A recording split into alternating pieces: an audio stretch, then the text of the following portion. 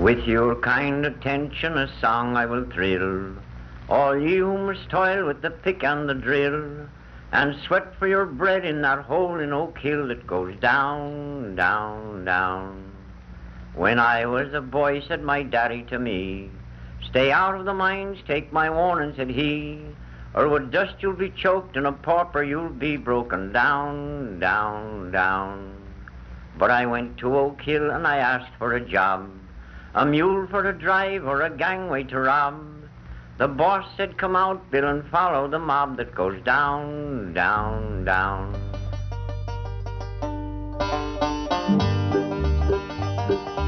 Coal mining has always been a hazardous occupation.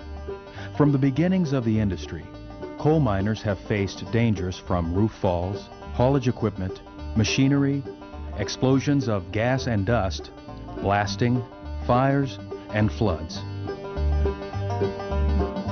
Underground coal miners worked 12 to 14 hours a day, unsupervised, digging coal by hand.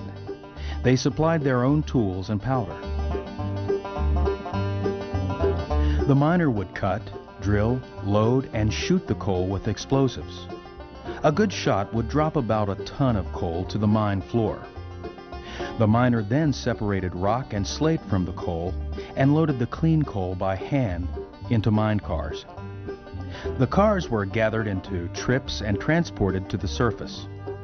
The coal was processed on the surface and then loaded into railroad cars or onto barges for shipment to market. The average coal miner in Appalachia in 1900 produced a little over 1,100 tons of coal. His pay was about $42 per month, often less, because he was paid by the tons of coal he loaded and because of deductions for rent, powder, food, and other expenses. Underground coal miners worked with little or no supervision. They were responsible for production and for safety. This condition of miners' freedom changed over time. Mines got bigger and jobs got more specialized. Larger mines often had a general foreman who traveled to each section of the mine to look at conditions and to assign work. Each section had a boss, the ancestor of today's section supervisor. General foremen often kept no written records and complained that they had so much to do that they could not visit all sections of their mine during a shift. Federal mine health and safety law has grown along with the American mining industry. The last month of 1907 came to be called Bloody December, as 692 miners perished in underground coal mine explosions. The greatest of these occurred on December 6th at the Monongah Mine in West Virginia.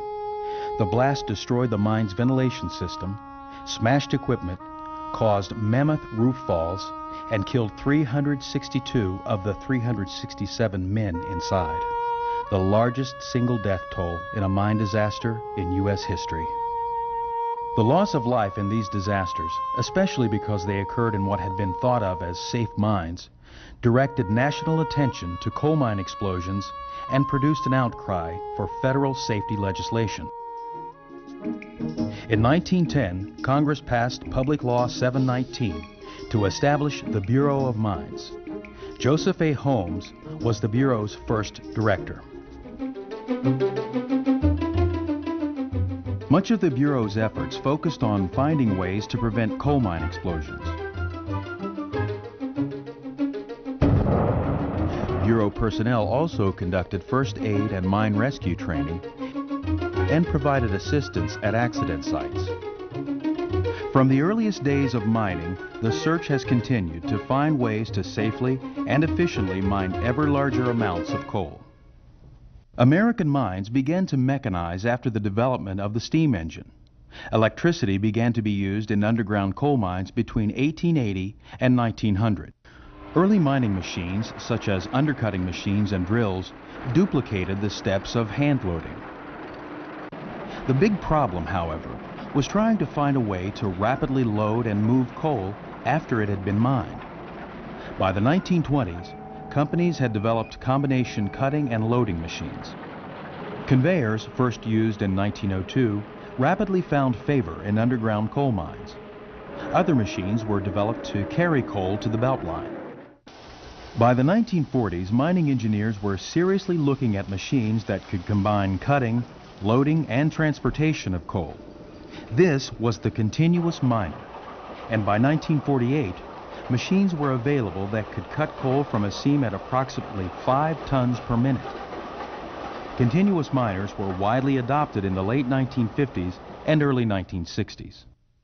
Longwall mining was first tried in the late 1890s, but it was not until roughly World War I that interest revived in this mining system.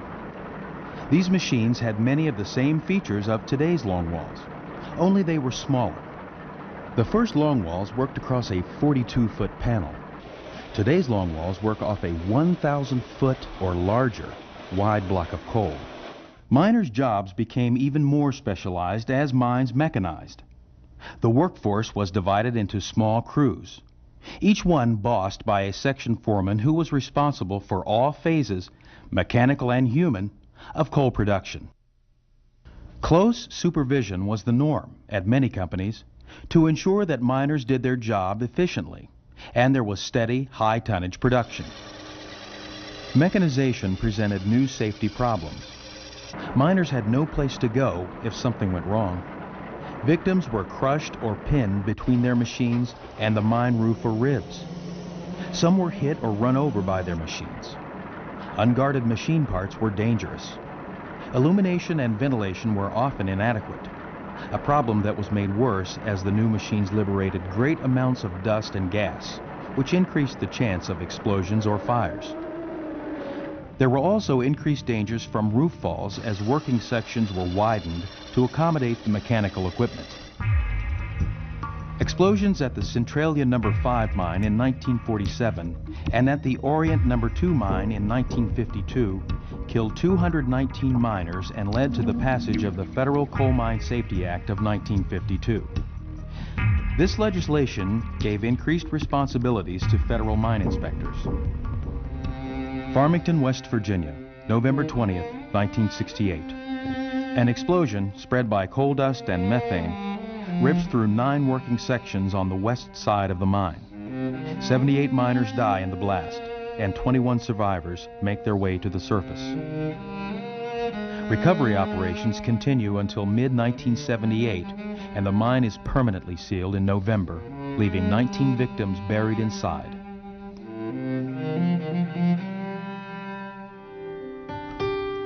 Congress moved quickly to pass the Federal Coal Mine Health and Safety Act of 1969, a comprehensive piece of legislation based on the belief that the first priority and concern of all in the coal mining industry must be the health and safety of its most precious resource, the miner.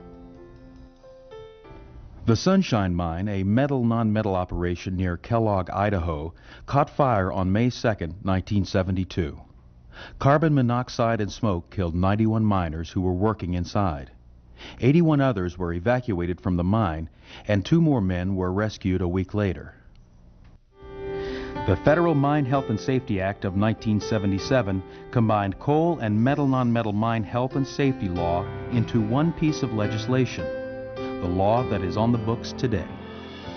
America's coal mines produce more coal than ever with fewer miners. Our nation's miners operate sophisticated machinery and equipment to safely mine coal in conditions that are often very difficult. What lies ahead? Safety problems continue to be addressed. Concern about safety is reflected in machine design, safety features, ventilation, illumination, dust suppression, gas detection, and many other devices and appliances designed to support mine roof and protect the miner. Technology, safety, and health will continue to go hand in hand in the underground coal mining industry, where issues such as deep cut mining, remote control equipment, mine-wide monitoring, noise, air quality, and application of diesel equipment in underground operations occupy our attention. What about the supervisor? You're right if you think that a supervisor today has to be a manager, not just a boss. Modern supervisors have to know how to train miners to do their work safely and efficiently. Supervisors have to know and be able to apply a variety of general and specialized practical knowledge on the job. Examples of this include mining techniques, company policies, and mine-specific plans and programs. They also have to understand and know how to apply an array of company rules, state and federal regulations. Supervisors need to be safety conscious at all times, expect others to work safely, and set an example when they do their own work. This includes performing examination and checks and ensuring that the roof, ribs, ventilation, and other systems and equipment in the mine are safe and in good working order. Supervisors also need to have good people skills to balance the needs of the workforce with the needs of the mining company to be successful. You're right if you think it's a tough job and a challenge, but it's an important job and one worth doing well.